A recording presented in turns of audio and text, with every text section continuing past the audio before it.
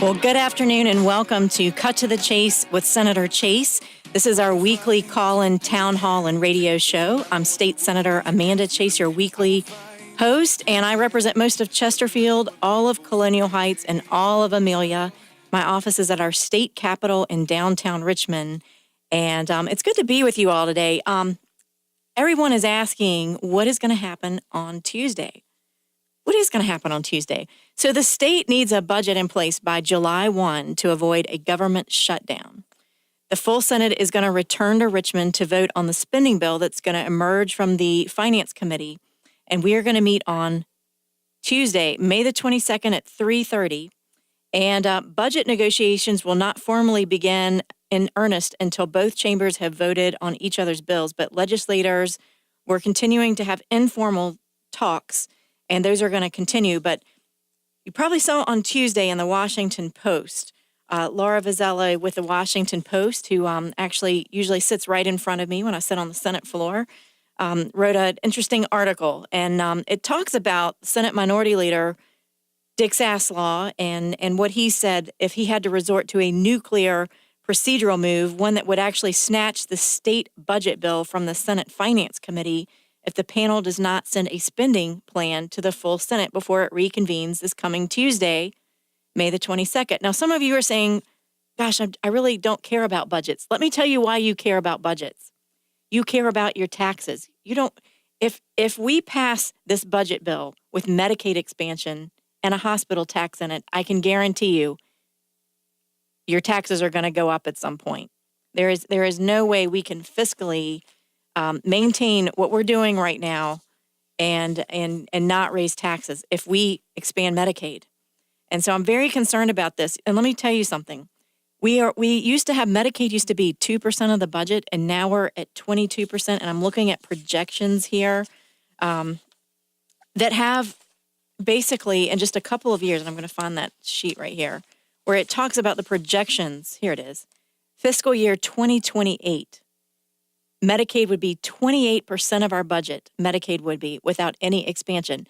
Now, what about the other percentage? What about the do the math there for you? We're talking about 75% of the budget. You're talking about education, transportation. Let's just talk about education. Do you want to see cuts in education? I know my friends who are teachers don't want to see cuts in education, but that's what's going to happen. They're going to start cutting services. Did you see what happened in Louisiana where they were kicking people out of nursing homes because the state budget, we have to balance our budgets at the state level as part of our Constitution, and people are getting kicked out of nursing homes? I'm so thankful for Senate Majority Leader Tommy Normant from Williamsburg, who at the very last minute, I've asked him to come on the phone and talk to you all today to tell you what we can expect on Tuesday. And so I really appreciate him coming on today. Are you there, Leader Normant? Amanda, I am delighted to be with you, cutting to the chase as you always do, my dear. I have quite that reputation, apparently. And I don't want you to do anything to diminish that reputation either. So you continue on the path that you are going. Yeah, speaking of the nuclear option, we have our own nuclear options over here, don't we? Well, we do have some, and some of your listeners probably think this is really inside baseball, but I was so pleased that you pointed out the importance of a budget bill to them. A lot of our citizens in Virginia do not really appreciate how important the budget bill is. It touches every aspect of their life. It's not just the taxes, which are incredibly important that we want to hold down, but it's where we spend the money in, whether it's health and human resources, kindergarten through 12, public education, higher education, public safety with our police officers. It just covers everything. It is the most important bill that we deal with in the General Assembly. And the thought that our Democratic friends, along with perhaps two of our Senate Republicans, would turn the Senate upside down on its head is just appalling to me. I have been in public office for 27 years. Yes, some have said that is 26 too long. I understand that, but that's okay.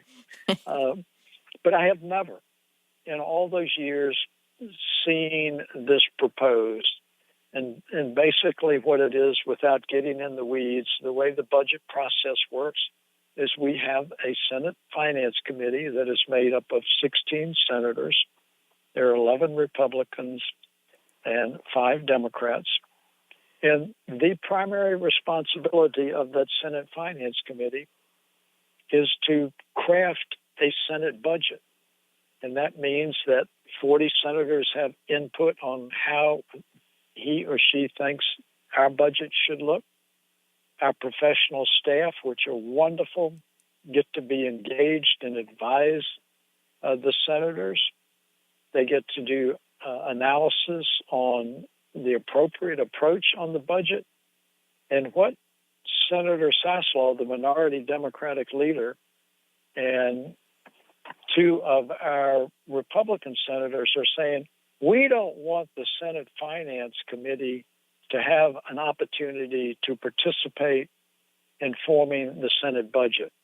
We don't want 19 Republicans to have any significant input in the crafting of a budget. We want to take that away from the Senate Finance Committee so that we can take 19 Democrats and 2 Republicans and jam a budget down your throats that is going to include Medicaid expansion. It is just horrifying to me from an institutional standpoint. And I know one of the things that we've talked about on the show, the governor's bill that was passed to the House and then this past week was passed over to the Senate to work on it. I equated it to a car that had been wrecked, that the governor, I was talking with Heather Sullivan on Channel 12 this past week when she interviewed me, and I used the analogy of the governor and the House went out for a spin in the Commonwealth's car. They wrecked it, and they brought it to the Senate floor for us to pick, and we just, to fix, and we just kind of looked at it like, what do you expect us to do with this? The Senate actually passed a fiscally responsible budget with only the revenues that we knew would be coming in, and it's a good thing we waited to get those actual revenue numbers in, and we were briefed on that this past week. But it's so reckless to me what the governor and the House have done. I mean, they have taken monies from the federal government, which is debt, by the way. It gets me whenever people say, we're leaving that money on the table. It's going to other states. No, it is not. It's called debt. It's called federal debt that's going to be put on you and your children. It's your children's children and forevermore, and a hospital tax. I mean, it's just unheard of. And then they're not even taking that money and spending it on health care. They've sprinkled it throughout the budget on everything you can imagine, but mostly not health care, which to me is not transparent. It's disingenuous. Well, Amanda, you're absolutely right. This budget that the House of Delegates and the governor and a couple of our Senate Republicans are talking about is going to be built on what they call a provider assessment. That's a nice term for a tax on the hospitals. Mm-hmm. And so they're going to tax the hospitals, what they have proposed, and I do hope that they will change their approach. But what they have done in the House budget is they have imposed a tax on the hospitals, which is going to be passed on to patients, and they are spending it on non-health care related matters. Mm-hmm. I mean, that is outrageous. Now, I'm hoping that at least if they're going to spend that money, that they will spend it on something that is related to health care. But here's the really insidious thing is, right now, under the way Medicaid expansion works, if the state of Virginia puts in $1 towards Medicaid expansion, right now the federal government will return $9 on it. The problem is that is not going to be sustained. And so that there wouldn't be any suspicions about it, I asked the House Appropriations Committee to tell me what would happen if the federal government reduced it from $9 just down to $8 for every $1 the state put in. They came back and said it is going to cost $274 million to Virginia each and every year in perpetuity if they just reduce it by $1 from 9 to 8. And that's already what the federal government's doing. I mean, they started this program at 100%, and over the last 5 years, they've reduced it. We're getting ready to go to a break. Senator Normant, are you able to stay on for the next segment? We'll be back in 4 minutes. Okay, I'll certainly hold on, Amanda. I wouldn't leave you in a lurch by any means here. Thank you. We really appreciate you coming on. Stay tuned. We'll be right back with Cut to the Chase with Senator Chase and Leader Normant. We'll be right back right after the break.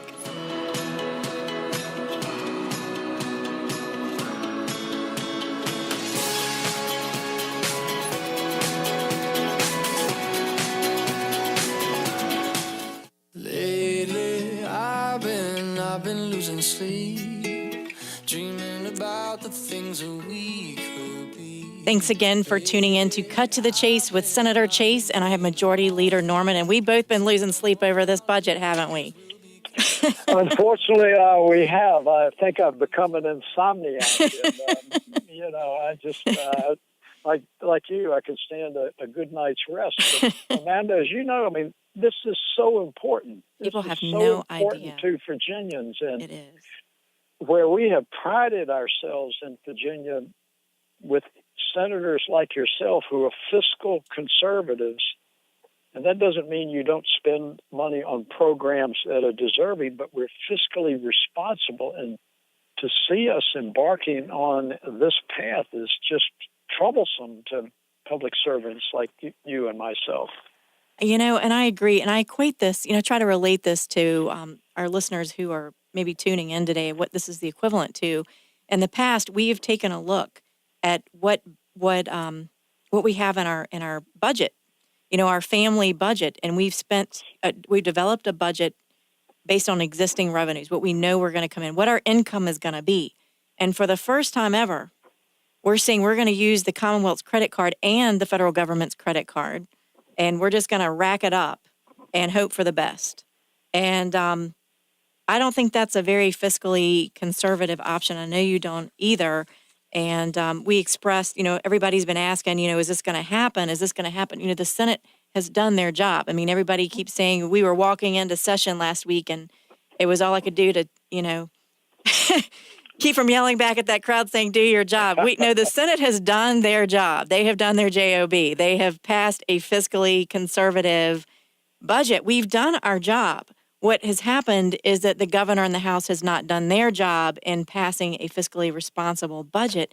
And so we have to basically reconcile a chasm of $3 billion. And, that's a lot of money to try to reconcile and get your head around. But you've said that we will not have a government shutdown. That is one thing that I know that you have said over and over again. We will have something going on. It sounds like Tuesday is the big day that everybody can put on their calendar and watch the news. This is going to be the big showdown on the Senate floor, probably. Let's talk a little bit about Minority Leader Dick Saslaw mentioned he was going to make a motion to discharge the committee, which he says has dragging its feet on the budget since a second Republican senator, Senator Frank Wagner, declared his willingness to approve Medicaid expansion under the Affordable Care Act. So my question would be, what does this discharge do, and is Medicaid expansion inevitable in Virginia? Oh, gosh, Amanda, you ask a painful question. But you are right. Tuesday or Wednesday are going to be very critical days in this budget deliberations. If there are any deliberations suggest that there's going to be work on a budget, and it very well may literally be jammed down our financial throats on it. If the Senate Finance Committee is not allowed to work on the budget, or even if we are and a decision is made to discharge, in other words, fire that Finance Committee and take it to the floor of the Senate and let all 40 people work on it. If that happens, all 19 Democrats are committed to voting for Medicaid expansion. And if two of our Republican senators vote with those 19 Democrats, Medicaid expansion will take place in Virginia with 19 Democrats and 2 Republicans voting for it and 18 or 19 Republicans financially and responsibly voting against it. And it is going to be a sad day. It's going to be a sad day for the Senate as an institution, where we have gone to a nuclear option that has never, ever been used in 30 years. And it is going to be financially irresponsible because it is going to cost Virginia millions of dollars, and it is going to put pressure, as you said earlier, Amanda, on cutting services to public education and higher education, or looking at the alternative of raising taxes because of this decision. It's troublesome, and it is causing many of us sleepless nights. And I thank you for your advocacy. I really do. Well, I've always been a fierce advocate, and I'm still trying to figure out how we can keep this from happening. I'm the eternal optimist. And I know in an earlier conversation today, I know we can do the math. We know if we've got Senator Wagner, we've got Senator Hanger. Those are the two. So we've got the math to have Medicaid expansion. So if I had to cut to the chase, I would say Medicaid expansion is going to happen. It's going to be Tuesday or Wednesday. But what can we do? I mentioned, and I'm actually drafting a letter to you officially, but I'll announce it here on the radio. I am asking for any senators that come out in favor and vote for Medicaid expansion. I'm asking them to step down and to give up their chairmanship of their committee. And I know that we have some, rules and that kind of thing, but I'm going to ask them to step down because I think it's appropriate. They have betrayed the trust of the people who elected them when they said that they weren't going to vote for and expand Medicaid, and then they did. So they violated the people's trust. They violated the Republican senators' trust when they agreed back earlier with the last budget when we said, we're going to stick together as a caucus, and we're not going to vote for and expand Medicaid the way it was in the House's budget. And now they've betrayed the Senate caucus trust. And I know we both know that there are 19 Republican senators who are not only not sleeping at night, they are very upset, very, very upset about what's going on.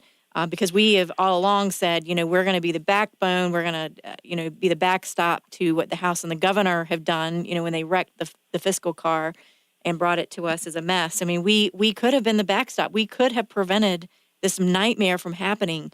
Can we still, I don't want to use the word threaten, but can we, do I need to go send an Uber driver to pick both of them up and then not show up on Tuesday, May the 22nd? Yeah. As long as those 2 Republican senators remain committed to voting to expand Medicaid, it is going to happen. So I think if that is inevitable, what the remaining Republican senators need to do is we need to very rationally and with a very loud and collective voice explain to Virginia why this is such a bad idea, what it has the potential to cost Virginia, and what it is doing to the Republican brand. It has the potential, I think, to create a lot of issues for us as Republicans in 2019. That's the political side of it. Yeah, you don't know whether to put Republican on your sign or not, because I want to put true Republican. I want to put Republican creed following Republican. And I did actually print out the Republican creed for later in the show because I'm going to read it to people. And I feel like, I've talked to John Whitback. I've actually gone before the State Central Committee and gave them a 20-minute diatribe, which I'm sure they appreciate, on Sure. I cut to the chase, on why we should adopt Medicaid expansion and the fight against that as a part of our mission statement. There was a resolution that was introduced and it failed by 1 vote, which is just unbelievable to me. There are so many Republicans out there who have said, I'm leaving the Republican Party. I'm going to be an independent now because I am so frustrated with Republicans who run on one thing and then they turn and they do something else. They vote with the Democrats instead of standing firm and being fiscally responsible. So we're losing our brand, and it's going to cost us more money. I feel like I have to raise more money just to convince people that I am a true Republican, that I'm not a rhino Republican. You know, it's frustrating, and we're already going to a break already. Well, all right. Well, Amanda, I have to run because I had a commitment, but I appreciate very much you giving me the opportunity to spend a few minutes with you, and I'm happy to come back at another date sometime and we can chat about it. But thank you for cutting to the chase, and thank you for your leadership. Well, thank you for your leadership, Senator, Majority Leader Tommy Normant. Thank you very much. Stay tuned. We'll be right back with more Cut to the Chase.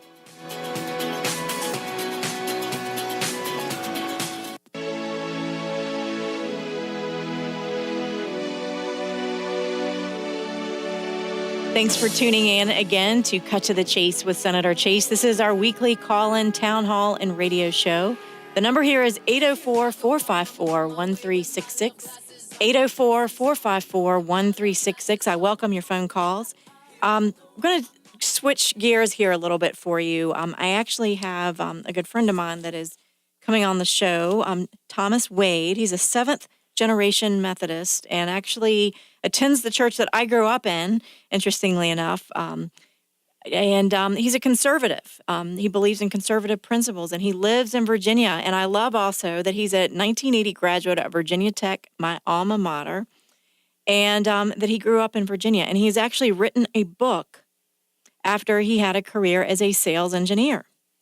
And for 7 years, he talks about how the attendance at the United Methodist Church has declined, and the church leadership has refused to publicly acknowledge their culpability, and the laity has accepted their excuses.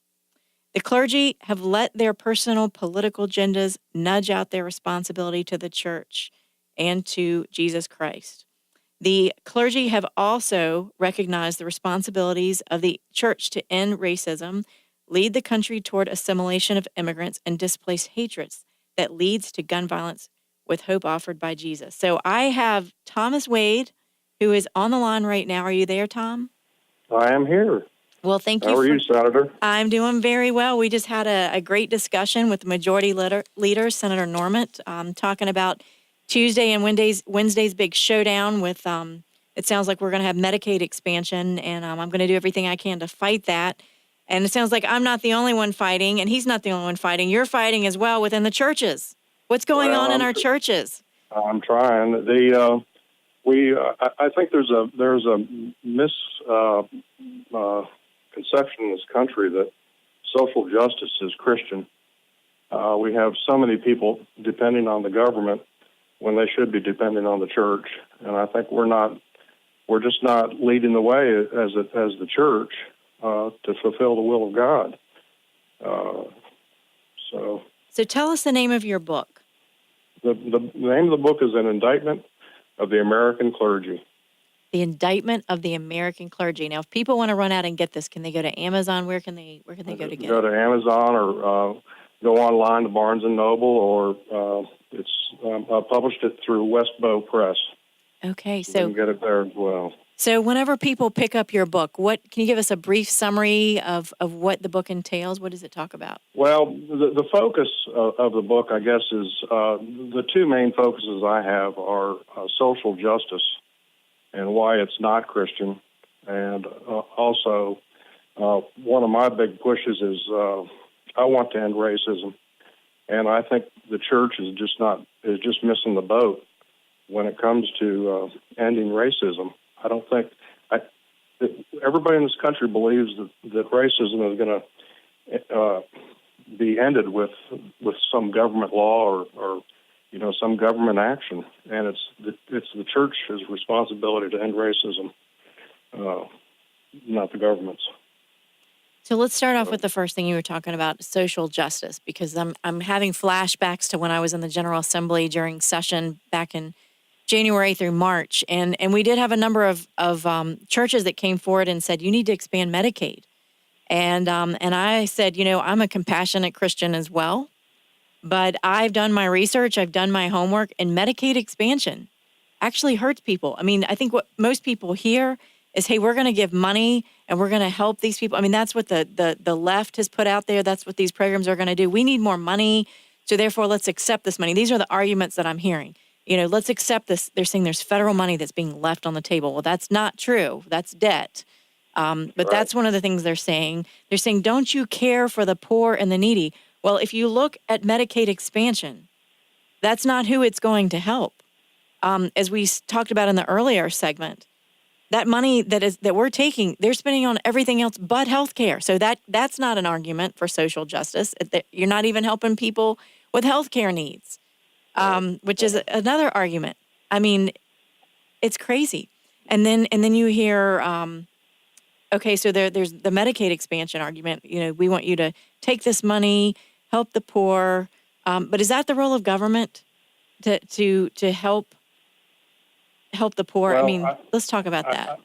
I think there's hardly any social justice issue that we can't address through the church rather than through the government.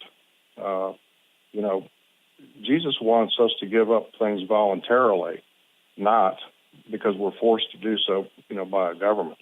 No, I know in one of my town halls that I did with Congressman Brad at my church, somebody said, "Well, what if I'm not a believer?" And they were saying, what if I'm not a believer? Is the church going to help me? Well, of course they're going to help them.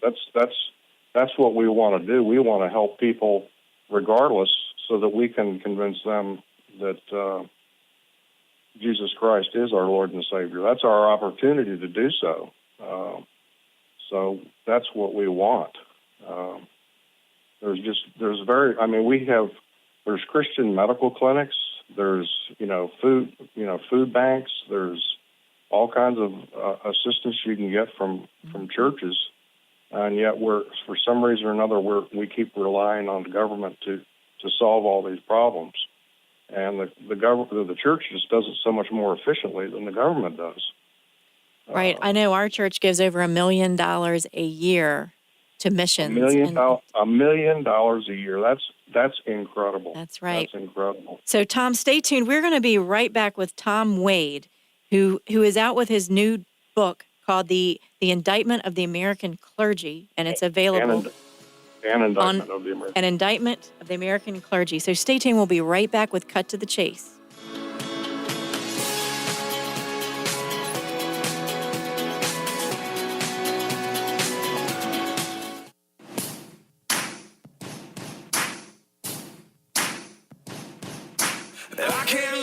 State Senator Amanda Chase. I'm your weekly host for Cut to the Chase with Senator Chase.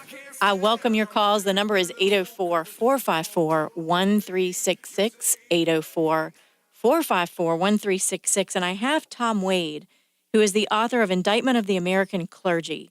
And what we're talking about is the role of the church. And I know specifically you identify the United Methodist Church, but I think we could look at, if we look at the church as the whole, I think we could look at all the churches. We could look at all the churches. And, one of the things that has really been interesting to me in the 12 years that I've been in politics is there are some churches that don't want to have anything to do with the political world. They don't want to talk about it. They just want to stick their heads in the sand and not do anything with it. And I think maybe that's why sometimes our country is in the state that it is because we say, that's not a responsibility of the church. Do you think churches should be politically active and involved and get their congregation involved in politics? Nope, not even close. Really? Okay. No, I'm really against that. I think you can't have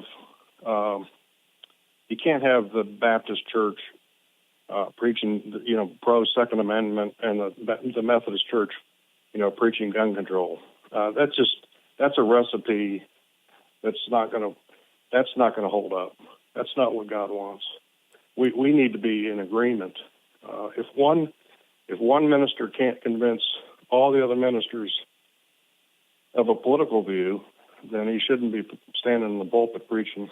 But what about on things like the life issue, which are I think that is a biblical issue, to be pro-life.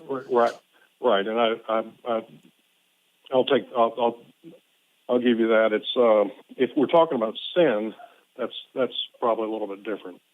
But certainly abortion is a political issue. But what I'd rather the ministers talk about is avoiding sex outside of marriage, which causes most of the abortions anyway. That is true. I would agree with you on that. I think we've avoided talking about sin and avoiding sin, not just sex outside of marriage, but all sin. I think we do a terrible job of talking about that in our churches. We do talk about love. I think that they do a real good job of talking about love. Yeah, we don't want to talk about the sensitive issues, right? The ones that people might leave the church over, right? That's right. We don't want to talk about adultery. We don't want to talk about what the Bible says about certain things, right? Right. Exactly. And in that way, I think sometimes some of our churches have become politically correct too. When they avoid controversial subjects, even. Absolutely. But we have to talk about those. I mean, we should be talking about those roles. Let's go on to one of the other things that I know that you had talked about. We were talking about social justice, and you had mentioned racism as well. And you feel like it's the church's job to end racism. Tell me a little bit about that. It is the church's job. All right, let me give you two modern day examples of social justice. One would be when we talk about taking down statues.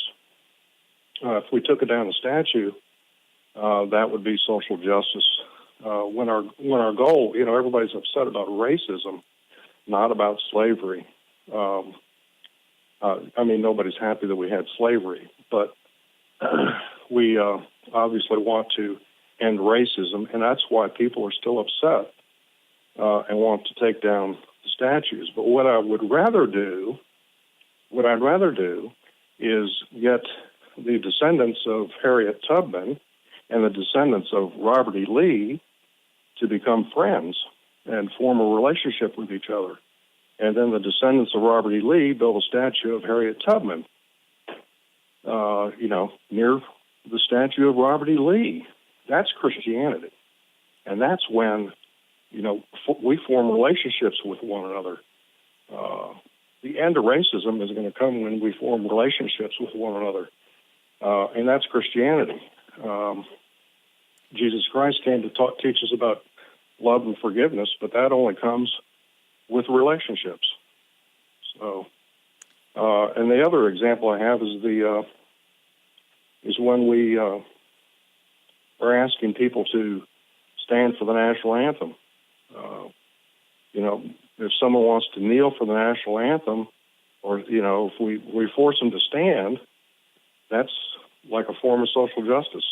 What I'd rather is that I want someone to stand, but I want them to want to stand for the national anthem. And I only do that when I can form a relationship with that person, and then we can stand together.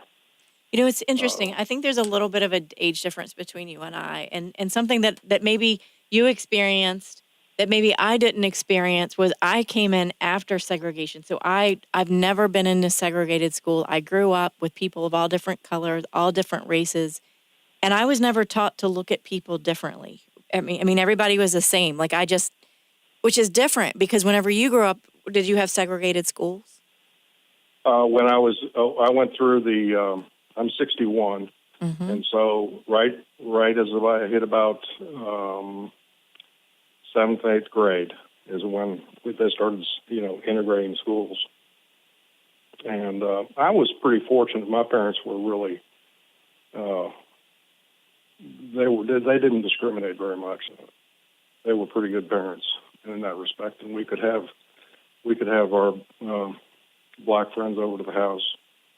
That didn't seem to, affect anything around our house. So, yeah. But that was just my family. Yeah. Around the school, we still had problems. Right. sometimes, I look at the laws that were passed and, desegregation and all that. And sometimes I think it's just generationally, as every generation proceeds one to the next, every generation views things differently. Some things that were not acceptable in some generations become more accelerated in their acceptance and that type of thing. And it's amazing. I am 48, going on 49, and I actually grew up originally in Alabama, of all places, and then moved here when I was 11 to Virginia. And I can honestly say, I grew up in a time period whenever we were all together in school, and you really didn't think about color. It wasn't something that you looked at. You treated your peers. But your parents did. My parents did, yes. Now my parents grew up in that generation, but my mom always taught us to treat everybody as we were taught the golden rule: treat others the way you would want to be treated. And Right. so it's interesting. So anyway, so you'll have to check out his book, Indictment of the American Clergy. Tom Wade, thank you so much for coming on Cut to the Chase today. Absolutely. I want to give everybody my goal is to get everybody. We're not going to end racism until we go to church together. So that's my goal, is to get everybody to go to church together, regardless of race. We can't have black churches and white churches. That's got to end. Yeah, and I know pastors that have tried to do that, and I know there's some congregations that have done that very well, and they've tried to be inclusive and that type of thing. So we just got to keep working at it, and we got to keep working at it. That has got to be a number one goal. That's right. My number one goal. Well, I appreciate your efforts on doing that. I know that there are others out there that feel the same way, and we do want to end racism, and I'm thankful I was brought up when I was. And didn't have to go through some of the things that my parents did and Tom did, but it's out there in some of the older generations, I think. So I think it's important to address it. So thank you so much for taking time to come on and for writing your book. You have to check it out, Indictment of the American Clergy. Thank you, Senator. Yeah. All right. Thanks so much. Take care. Appreciate you calling in. Mm-hmm. Very good. So anyway, we've got a very diverse show today. I am really... interestingly enough, it's been a very long week, and I've been a lot at the Capitol this week and last week in working on the budget and working with my colleagues, and it's really been the focus on a lot of my attention this week. And I have to be honest, I'm very upset. In fact, to ask the majority leader to come on today, because I said I want you to be on the call today because it'll keep me in check.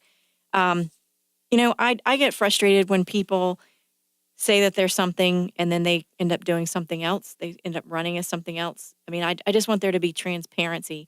I have respect for my Democrat friends because they've said all along, they're going to expand Medicaid, but they're Democrats. That's what you expect them to do, right?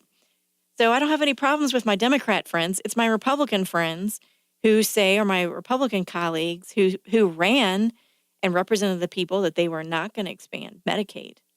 And now they're coming out and saying, oh, I'm going to expand Medicaid. That's when I have a problem. And I know the people get it. They understand this.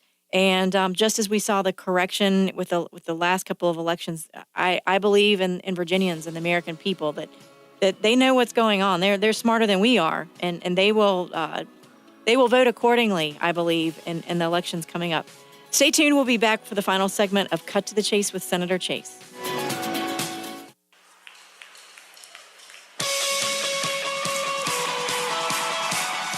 Can't believe it's already the final segment of Cut to the Chase with Senator Chase. And, I'm going to wrap up today with what the Republican Creed says.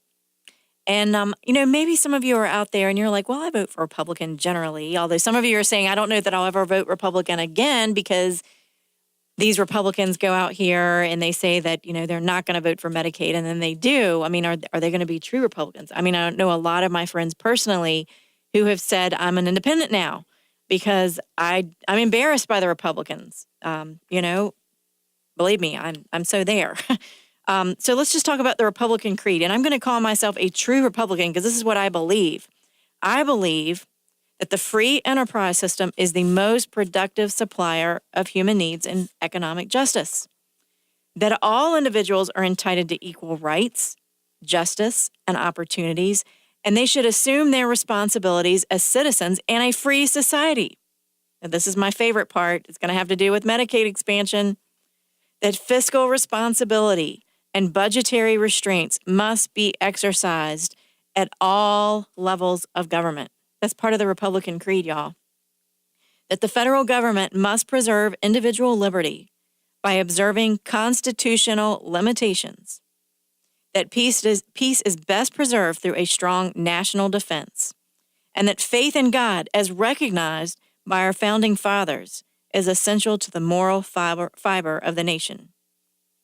And, the Republican creed that was authored by the late Dr. Max Charles Graber, who was the Republican chairman of the 5th Congressional District and the dean of the night school at the Women's School at the University of Richmond. And I think it's a good creed, and it's one that we should look at as our plumb line, whether you are especially Republican elected leaders. I mean, I think we should be holding Republican elected leaders accountable to this Republican creed. And when they get off base, I think we should go to them privately and say, hey, what are you doing? Why did you vote on that budget? Why did you vote that way? Why did you vote on this? That's why during session this past time, as part of the Transparency Caucus, we enabled you to go to those committee meetings and watch your legislators at work and see how they vote in those committees so that you could see how they vote, so you could call them up and hold them accountable and say, why did you vote like that? I mean, we vote multiple times before the bill ever passes. And so it's important that you call them when you realize how they're voting, if they're not voting with fiscal responsibility and with budgetary restraints. You need to call them out on it. But I think the Republican Party and why they have lost so much membership is because we as a party are not holding our elected leaders accountable whenever they vote on things that are not fiscally responsible, like Medicaid expansion. And so we destroy our brand, we tarnish our brand, because people don't know that if you have an R by your name, are you going to be a true Republican? Or are you going to be a Republican in name only? You just want the Republican brand. And it's interesting, too, even in the membership, whenever I'm talking to people that come to our GOP events, I remember one gentleman that came up to me and he didn't believe in the Second Amendment right. He'd never shot a gun or anything. And I'm like, why are you in, I mean, I'm welcoming Republicans, but, it's important that we understand that Republicans support our Second Amendment rights, which is one of our basic individual liberties. And, boy, we have just come a long way with that. So anyway, I really appreciate you all listening today, and I hope you are enjoying Cut to the Chase with Senator Chase, and I hope you will take advantage of calling in each week. And you're welcome to email my office if you have any questions. My information is at chaseforsenate.com, the number 4. And if you sign up on my website, you can actually get weekly updates every Friday during session. And I send out a monthly newsletter out of session. So anyway, that's all the time we have for today. But tune in next Friday from 6 to 7 p.m. And we'll be on the air on AM 820 AM, FM 97.7 FM. Stay tuned. We'll be back next Friday. Have a great week.